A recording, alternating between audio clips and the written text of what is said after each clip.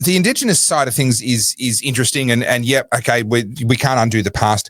Where I get really, really annoyed is when people want to try and say that we still owe reparations, blah, blah, blah.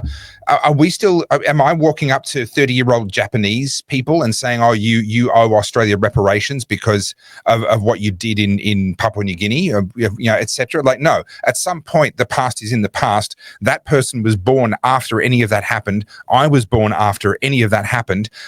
We need to actually just move on and focus on what actually matters, which is making the world a better place. And there are some very real things that we can and we should do that can make the world a better place, including making it a better place for Indigenous Australians. We should do all of those things, but none of it involves trying to tally up and bean count what's happened in the past and then try and balance those scales. None of that works anymore. That's too far in the past. We need to be focused on what actually what maximizes everyone's opportunities and ability to grow into the future. That's actually what our focus needs to be. Well, it's a zero-sum game, and this is the issue with all these socialist policies, and that's exactly what this is. It's just a race to the bottom. You downgrade to the lowest common denominator, and so in their pursuit of equity, as they call it, everyone has nothing. And this is my frustration. Like, you look at the government waste of how much money is thrown at the Indigenous communities, and this is the problem. And this is where I'll die on this hill. Most of the people who actually need that fucking money don't get it. Most of it's taken up by all of these so-called white Aborigines who now all of a sudden can claim that they're Indigenous and have no need to provide any evidence to prove that they are. And it's all the inner city ones. Oh, I identify as a Warren Digi bloody woman, from such and such clan. Mate, you're got redder hair than a fucking leprechaun. And you're telling me that, oh, you belong to such and such clan? Go fuck off. Sorry. Charming as always, Carly. When I was in Wilcannia, which is in deep inland New South Wales, I was speaking to one of the tribal elders in Wilcannia, and they said to me two things that really helped to shape my thinking and helped me to kind of tune into their wavelength a lot better than what I had up to that point in time. The first one was he had a word, and it was not a genuine word, but it was a compound word, a sort of an assemblage of different words. A phrase, I guess, is probably the better expression in his language. And of course, I didn't understand it, but he explained to me it basically meant beware of young men in new shoes. That was this idiom that they had. And what it was, it had essentially come out of a couple of decades by that point in time of government people coming in and trying to manipulate the Indigenous locals into getting behind whatever their latest brainwave was. And so they would literally bribe some of the younger, more gullible ones. Now, the elders were often quite cynical. They'd seen a lot. They'd been betrayed. They'd been stabbed in the back. They'd heard all the promises before. So they were a bit harder to fool. So they'd go for the younger ones and beware young men wearing new shoes. And because they're the people that would get targeted. And that was really interesting to me because I had made the mistake of thinking up until that point in time, and this trip was some years ago, but I'd made the mistake of thinking up to that point in time that all Indigenous Australians supported all the government programs that were supposed to be helping them, because of course, why wouldn't they? Well, because they're too smart for that. They're not fooled, is why they don't all do that. And then the other thing, I had a wonderful conversation with the same man about water rights. And he sat there, we were next to the Darling River, and he said it wasn't flowing at the time, but that's not uncommon. The Darling River is an ephemeral river to a certain degree. And he pointed to it, he said, the water in that river, 10% of the water in that river is supposedly mine, but I'm not allowed to touch it.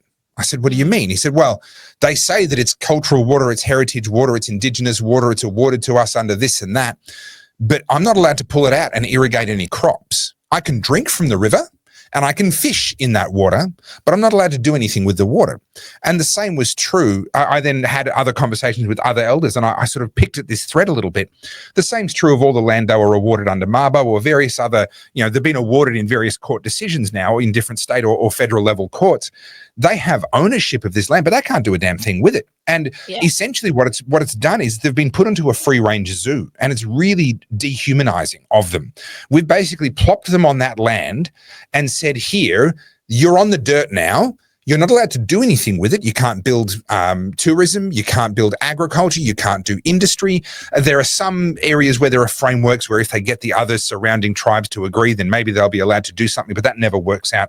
It's essentially collectivist ownership. We've locked them into a free-range Marxist open-air zoo. and we're wondering why they're struggling and they can't get ahead. Well, of course they can't.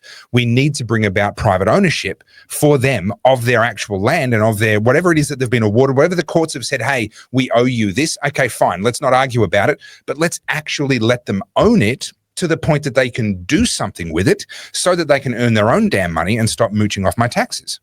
Yeah. My issue with Indigenous in Australia is, yes, there are parts of Australia that definitely need support. But do you know who should be making that policy? Them, not these inner city wankers like the Greens and everyone that lives in Fitzroy. You've got people making decisions for Black communities in Alice Springs or in Arnhem Land who have never even set foot in the Northern Territory. And all of these people who are using their platforms, to use that word, to talk about, you know, Aboriginal art and Aboriginal this, all of it's being co-opted. You're not actually letting them speak. Of course, it's always the liberal white woman that needs to speak on behalf because they can't speak for themselves. That in itself is inherently racist. All of these people who need to speak for these marginalized communities because apparently they're too dumb to be able to speak for themselves. And I see this all the time. You know, you look at Jacinta Price. She's an articulate woman. Whether or not you agree with her politics is irrelevant. Look at the way she's treated. She's on the wrong team. Therefore, she's completely debased in the media. She's one of the smartest, kindest people and very funny that I've ever met. Now, do I agree with all of her policies? Not necessarily, but I think she's a very respectable woman. I think she speaks very well, and she's a great person to have in Parliament. But of course, because she's on the wrong team, she's the wrong Aboriginal voice. And this is why I mean it's all performative. None of this stuff is actually real or sensical. We want people. What we want is Aboriginals who'll come in and just do as they're told and perform how these white liberal people want them to. We literally want to put the, and when I say we, the white saviors, because that's what it is. It's a white savior complex.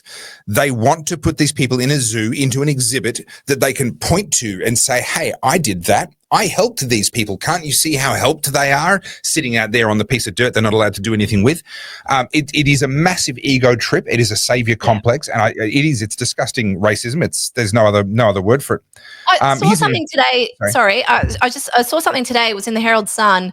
It's been doing the rounds, and I didn't look into it. I just saw the headline. But essentially, Labor in Victoria have spent $380 million just discussing how to make a treaty in this state.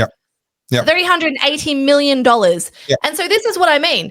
Do we need to see some opportunities for Aboriginal people? Absolutely. I'm on board with that. They should absolutely have support. Where the fuck's the 380 million? Who's got that? What solicitor got rich off that?